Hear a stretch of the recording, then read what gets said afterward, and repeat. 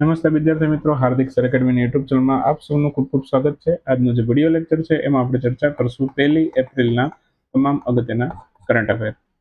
Video શરૂ કરું એ પહેલા આપણી એન્ડ્રોઇડ એપ્લિકેશન ડાઉનલોડ કરી શકો છો. કોર્સ ઓફર સંબંધિત માહિતી માટે આ નંબર ઉપર તમે વોટ્સએપ મેસેજ કરી શકો છો, અથવા પ્લે સ્ટોરમાં ડાયરેક્ટલી સર્ચ કરી શકો છો, અથવા તમને ડિસ્ક્રિપ્શનમાં પણ વિડીયોમાં લિંક મળી જશે. ઓકે. બીજી વસ્તુ કે થોડાક સમયની અંદર પીએસઆઈની એની પરીક્ષા આવશે, તો આપણે રિવિઝનના છે દર વખતે પીડીએફો મૂકીએ છીએ. જે અત્યારે જૂની પીડીએફો અવેલેબલ હશે એને તમારે અત્યારે ખાલી જસ્ટ ફોર્મેટ માટે જોવી હોય તો જોઈ રાખજો. જે લોકોએ આપણો સબસ્ક્રિપ્શન ટાઈપનો કોર્સ લીધો છે 6 મહિનાની વેલિડિટી વાળો કે 3 મહિના, જે તમે એની અંદર વેલિડિટી ડિક્રીઝ કરો એની યાર કઈ લેવા દેવા નથી. કન્ટેન્ટ તમને એ બધું મળવાનું જ છે, બરાબર. ખાલી વેલિડિટી ડિક્રીઝ કરો તો પ્રાઇસ થોડીક ઓછી થઈ જાય છે, બરાબર. એટલે બેનિફિટ મળે છે એની અંદર, બરાબર. એટલે તમે 6 મહિનાનો કોર્સ લીધો હોય કે 2 મહિના વાળો, પણ એ સબસ્ક્રિપ્શન ટાઈપનો હોવો જોઈએ. મતલબ કે જે ડેઇલી કરંટ અફેરનો પ્રીમિયમ કાં તો વિધાઉટ ડાઉનલોડ અને પ્રિન્ટ, અને કાં તો ડાઉનલોડ અને પ્રિન્ટ સાથે તમે લીધો છે. ડાઉનલોડ અને પ્રિન્ટ વાળો જે 1599 વાળો છે એ કોસ્ટલી છે, જેની પ્રાઇસ 6 મહિનાની વેલિડિટી 6 મહિનાની વેલિડિટી મળે છે. અને ડાઉનલોડ અને પ્રિન્ટ વગર લ્યો તમે, બરાબર. મતલબ કે એમાં ડાઉનલોડ પ્રિન્ટની ફેસિલિટી ના મળે તમને, તમે એપમાંથી જ એનું રીડિંગ કરી શકો. એમાં પણ 6 મહિનાની વેલિડિટી મળે છે. આ બંને કોર્સ જેમણે લીધા છે એ બંને કોર્સની અંદર તમને છેલ્લે પરીક્ષા સમયે, એટલે તમારી પરીક્ષા માની લો કે 19 તારીખે છે, તો તમને એના લગભગ 2-5 દિવસ અગાઉ છે તમને બધી પીડીએફો ક્વિક રિવિઝન માટે મળશે, જે તમે ક્વિકલી રિફર કરી શકો છો. અત્યારે ફોર્મેટ અવેલેબલ છે. શક્ય હશે બને એટલું વહેલું કરવાનો પ્રયાસ કરીશ, બરાબર. 10 થી 15 તારીખ સુધીમાં બધું અપલોડ થઈ જાય એવો મારો પ્રયાસ રહેશે, બરાબર. વચ્ચે થોડાક દિવસ આ બધું બનાવવાના કારણે કદાચ 1-2 વિડીયો પણ ગેપ પડી શકે છે, પણ એ બધું આ તમારા માટે કન્ટેન્ટ રેડી થતું હોય એના કારણે એ ગેપ પડતો હોય, બરાબર. તો ચાલો, આજે 1 તારીખ છે. ફટાફટ આપણે આજના વિડીયોને શરૂ કરી દઈએ. વિશ્વ વેપાર સંગઠન WTO, વર્લ્ડ ટ્રેડ ઓર્ગેનાઇઝેશન પણ કહેવાય, 14મી મંત્રી સ્તરીય બેઠકનું અથવા તો એના સંમેલનનું આયોજન કયા સ્થળે થયેલું છે?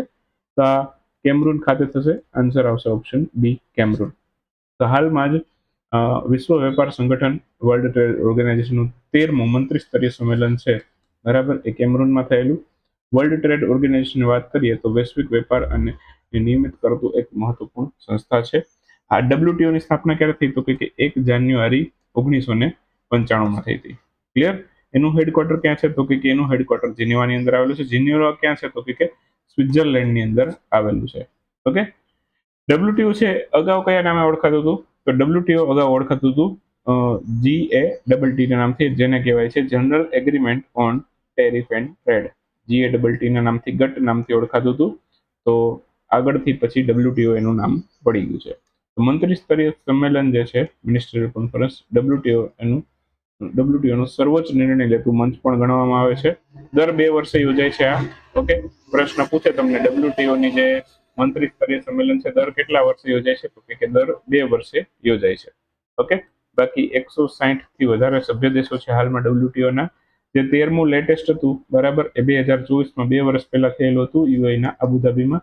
તો દર 2 વર્ષે યોજાય છે. આની પહેલાનું 2 વર્ષ પહેલા યુએઈના અબુધાબીમાં યોજાયું હતું. હાલનું કેમરૂન ખાતે યોજાયેલું છે. ઉત્કલ દિવસ કઈ તારીખે ઉજવાય છે? આજે 1 એપ્રિલ છે. ઉત્કલ દિવસ ઓડિશાનો દિવસ કહેવાય છે.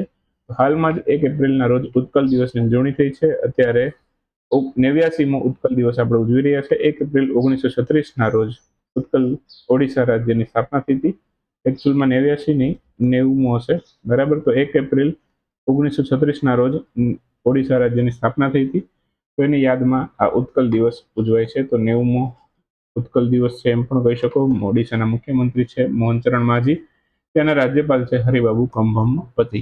એમને પણ યાદ રાખી દેજો. મોર્નિંગ કન્સલ્ટ એમને વિશ્વના વિવિધ નેતાઓની રેટિંગ અંગે સર્વે જાહેર કર્યો છે. એમાં પ્રથમ સ્થાન ઉપર કોણ છે? તો મોર્નિંગ કન્સલ્ટ દ્વારા રિપોર્ટ જાહેર કરવામાં છે વિશ્વના વિવિધ નેતાઓનો. એમાં નરેન્દ્રભાઈ મોદી, બરાબર, આમાં વિશ્વમાં પ્રથમ સ્થાને છે. ઓપ્શન સી આપણો આન્સર છે. અહીંયા ડોનાલ્ડ ટ્રમ્પ છે, અમેરિકાના જે રાષ્ટ્રપતિ છે, ઓકે, એને ટોપ 10ની યાદીમાંથી પણ એ બહાર નીકળી ગયા છે. એમનું ડોનાલ્ડ ટ્રમ્પનું જે રેટિંગ છે એ 39% છે. ઓકે. બાકી આપણા પ્રધાનમંત્રી નરેન્દ્રભાઈ મોદીનું જે રેટિંગ છે એ 68% હતું. ગયા વખતે 75%ની આસપાસ હતું. આ વખતે એમનું પણ થોડું ઘટી ગયું છે, બરાબર. તો એ બધી વસ્તુ નથી, પણ અત્યારે અમથાય પહેલા ક્રમે તો છે જ, બરાબર. મોર્નિંગ કન્સલ્ટ દ્વારા વિશ્વના વિવિધ નેતા અંગે આ રિપોર્ટ જાહેર કરવામાં આવે છે. નરેન્દ્ર મોદી દુનિયાના લોકપ્રિય નેતા બન્યા છે. બીજી વાત કરીએ તો ઇન્સ્ટાગ્રામમાં પણ 100 મિલિયનથી વધારે ફોલોવર ધરાવતા એવા એકમાત્ર નેતા નરેન્દ્રભાઈ મોદી છે. એમના સર્વેમાં 68% જેટલી એપ્રુવલ રેટિંગ એમને પ્રાપ્ત થઈ છે. ઓકે, બાકી મોર્નિંગ કન્સલ્ટ છે અમેરિકાની એક ગ્લોબલ ડેટા ઇન્ટેલિજન્સ કંપની છે. મોર્નિંગ કન્સલ્ટે ડેટા આપ્યો છે તો થોડીક એની પણ વાત કરવી પડે. ઓકે, તો અમેરિકાની ગ્લોબલ ડેટા ઇન્ટેલિજન્સ કંપની છે. વિશ્વના ઘણા દેશોના નેતાઓ છે એનો આની અંદર સમાવેશ થયો છે.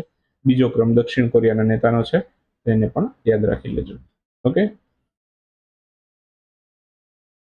2025 માટેનો સરસ્વતી સન્માન એકોને મળ્યો છે? સરસ્વતી સન્માન 2025 માટેનો એ રામ કુમાર મુખોપાધ્યાયને મળ્યો છે. તો રામ મુખોપાધ્યાય ઓપ્શન એ આપણો આન્સર થશે. હાલમાં જ 2025 માટેનો સરસ્વતી સન્માન, બરાબર, આ રામ મુખોપાધ્યાયને મળ્યો છે. એ રામ મુખોપાધ્યાય છે એ પ્રસિદ્ધ બંગાળી સાહિત્યકાર છે. આ સરસ્વતી સન્માન ભારતના સૌથી પ્રતિષ્ઠિત સાહિત્ય પુરસ્કારમાંથી એક ગણાય છે. આ પણ કે બિરલા ફાઉન્ડેશન આપે છે. 1991માં સરસ્વતી સન્માનની શરૂઆત થઈ હતી. બરાબર, બંધારણની 8મી અનુસૂચિની અંદર જે ભાષાઓ છે એના માટે મળે છે. કેટલી છે ભાષા? તો કે 22 ભાષામાંથી કોઈ એક ભાષા માટે પુરસ્કાર મળે. અહીંયા બંગાળી ભાષાના સાહિત્યકાર છે એમને મળ્યો છે, રામ મુખોપાધ્યાય, એમને પુરસ્કાર આપ્યો છે. શું મળે? રોકડ ઇનામ મળે, પ્રમાણપત્ર મળે ને સ્મૃતિચિહ્ન મળે. ઓકે, એમના નવલકથા અને સાહિત્યિક યોગદાન માટે રામ મુખોપાધ્યાય છે જાણીતા છે. ઓકે, બીજી વાત કરીએ તો સાહિત્ય અકાદમી પુરસ્કારની પણ વાત કરી લઈએ. એ હિન્દી ભાષા માટેનો કોને મળ્યો તો? મમતા કાલિયાને મળ્યો હતો. અને 60મો જ્ઞાનપીઠ પુરસ્કાર એ પણ હમણાં જાહેર થયો હતો, એ વીર મુથુને મળ્યો હતો. એમને પણ યાદ રાખી લેશું. તો આ બધા છે અગત્યના મુદ્દા છે. થોડા ઘણા પુરસ્કાર સાથેના રિવિઝન પણ 2-3 કરાવ્યા તમને યાદ રહી જાય. યુએસ વર્લ્ડ યુનિવર્સિટી રેન્કિંગમાં બાય સબ્જેક્ટની અંદર છે, ઓકે, એમાં મિનરલ અને માઇનિંગ એન્જિનિયરિંગ કેટેગરીની અંદર Indian school of mines Dhanbad એમને કયું સ્થાન પ્રાપ્ત થયું છે? તો એમને મળ્યું છે 21મું સ્થાન. આન્સર આવશે ઓપ્શન બી. હવે આ QS વર્લ્ડ યુનિવર્સિટી રેન્કિંગ છે ને, એ સબ્જેક્ટ વાઇઝ જાહેર થઈ છે. તો સબ્જેક્ટ વાઇઝની અંદર Indian school of mines Dhanbad એમને માઇન અને માઇનિંગ એન્જિનિયરિંગ જે છે એમાં 21મું સ્થાન પ્રાપ્ત થયું છે. આ QS રેન્કિંગ વિશ્વભરની અંદર પ્રતિષ્ઠિત રેન્કિંગ છે. બાકી ISM ધનબાદની વાત કરીએ તો ભારતની ખનન અને ખનિજ અભ્યાસ માટે જાણીતી સંસ્થા છે. માઇન અને માઇનિંગ એન્જિનિયરિંગ કેટેગરી છે એમાં આ ભારતની અંદર વાત કરીએ તો ISM છે, બરાબર, ધનબાદ એને વૈશ્વિક સ્તર ઉપર ટોપની સંસ્થાઓની અંદર એને સ્થાન પ્રાપ્ત કર્યું છે. 21મું સ્થાન એટલે બહુ સારું સ્થાન કહેવાય આ QS રેન્કિંગની અંદર. ઓકે, બાકી ISM ધનબાદ હવે IIT ધનબાદના નામથી પણ ઓળખાય છે, એને પણ યાદ રાખજો. અગાઉ છે, બરાબર, એ ISM ધનબાદના નામથી ઓળખાતી હતી, ઇન્ડિયન સ્કૂલ ઓફ માઇન્સ ધનબાદના નામથી. હવે ઇન્ડિયન ઇન્સ્ટિટ્યૂટ ઓફ ટેકનોલોજી ધનબાદના નામથી ઓળખાય છે, એને પણ યાદ રાખજો. ઓકે, બાકી ખનિજ, પેટ્રોલિયમ, ભૂવિજ્ઞાન ક્ષેત્ર માટે જાણીતી સંસ્થા છે. ઓકે, બીજી વાત કરીએ તો બિઝનેસ અને મેનેજમેન્ટ ક્ષેત્રની જે કેટેગરી હતી એમાં QS રેન્કિંગમાં ભારતમાં સારું પરફોર્મન્સ હોય તો IIM અમદાવાદનું, આમાં પણ એમનું સ્થાન આ કેટેગરીમાં 21મું છે. ઓકે, કમ્પ્યુટર સાયન્સની કેટેગરીમાં પણ ભારતની સંસ્થાઓએ પહેલી વખત ટોપ 50માં સ્થાન મેળવ્યું છે, જેમાં IIT બોમ્બે 44મા ક્રમ ઉપર છે અને IIT દિલ્હી 45મા ક્રમ ઉપર છે. ઓવરઓલ QS રેન્કિંગની વાત કરીએ તો ભારતની IIT દિલ્હી છે એ ભારતમાં ટોચ ઉપર હતી. ઓકે, મૂલગાંવ કેલબાઈ પેઠ ઉત્સવની ઉજવણી કયા રાજ્યમાં થઈ છે? મૂલગાંવ કેલબાઈ પેઠ ઉત્સવ ગોવામાં ઉજવાયેલો છે. આન્સર આવશે ગોવા. ઓપ્શન સી આપણો આન્સર બનશે. હાલમાં જ મૂલગાંવ કેલબાઈ પેઠ ઉત્સવની ઉજવણી ગોવા રાજ્યના મૂલગાંવ ખાતે થઈ હતી. ગોવાનો આ પરંપરાગત અને સાંસ્કૃતિક ઉત્સવ છે. ખાસ કરીને આ મૂલગાંવ ગામ સાથે જોડાયેલો છે. કેલબાઈ છે એ ત્યાં દેવી માનવામાં આવે છે, તો એમના માનમાં ઉત્સવ ઉજવાય છે. ઉત્સવમાં ધાર્મિક વિધિઓ, લોક સંસ્કૃતિઓ સમન્વય જોવા મળે છે. પરંપરાગત વસ્ત્રો પહેરી ભાગ લે છે લોકો, લોકનૃત્ય કરે છે, સંગીત ગાય છે અને યાત્રાઓનું આયોજન પણ થાય છે. તો આ ગોવાનો પ્રસિદ્ધ તહેવાર છે મૂલગાંવ કેલબાઈ પેઠ ઉત્સવ. ઓકે, સ્તુતિ પ્રધાન એમને વર્લ્ડ યુથ પાર્લામેન્ટ 2024માં ભારતના પ્રતિનિધિ તરીકે પસંદ કર્યા છે. એ કયા રાજ્યના છે? સિક્કિમ રાજ્યના છે. ઓપ્શન બી આપણો આન્સર થશે. આન્સર આવશે ઓપ્શન બી સિક્કિમ. સ્તુતિ પ્રધાન સિક્કિમ રાજ્યમાંથી છે, જેમને વર્લ્ડ યુથ પાર્લામેન્ટ 2024 માટે ભારતના પ્રતિનિધિ તરીકે પસંદ કર્યા છે. તેઓ વિકસિત ભારત યુથ પાર્લામેન્ટમાં પણ વિજેતા રહી ચૂક્યા છે. સિક્કિમની વાત કરીએ તો રાજધાની ગંગટોક છે. સિક્કિમ ભારતનું સૌથી ઓછું વસ્તી ધરાવતું રાજ્ય પણ છે. હાલના મુખ્યમંત્રી પ્રેમસિંહ તમાંગ છે. ભારતનું પ્રથમ સંપૂર્ણ ઓર્ગેનિક રાજ્ય પણ સિક્કિમ છે. વર્લ્ડ યુથ પાર્લામેન્ટની વાત કરીએ તો એક આંતરરાષ્ટ્રીય યુવા મંચ છે જે વૈશ્વિક મુદ્દાઓ પર ચર્ચા થાય છે. બાકી ભારતનું જે સંસદ છે દ્વિગૃહી છે, જેમાં લોકસભા અને રાજ્યસભા હોય છે. બરાબર, તો આપણે યાદ રાખશું, લોકસભા નીચલું ગૃહ, રાજ્યસભા ઉપલું ગૃહ. એક વાક્યના ક્વેશ્ચનો ફટાફટ જોઈ લઈએ આજના વિડીયોમાં. તો હાલમાં જ રાષ્ટ્રીય મહિલા આયોગ એમણે દેશવ્યાપી ડિજિટલ સુરક્ષા માટે અભિયાન કરવા કઈ કંપની સાથે કરાર કર્યા છે? તો આ ટ્રુકોલર સાથે કરાર કર્યા છે દેશવ્યાપી ડિજિટલ સુરક્ષા અભિયાન માટે. ભારતના સાંસ્કૃતિક મંત્રાલય દ્વારા વિરાસતના વિકાસ માટે કોની સાથે કરાર કરવામાં આવ્યો છે? તો વિરાસતના વિકાસ માટે ભારતના સાંસ્કૃતિક મંત્રાલયે યુટ્યુબ સાથે કરાર કરેલા છે.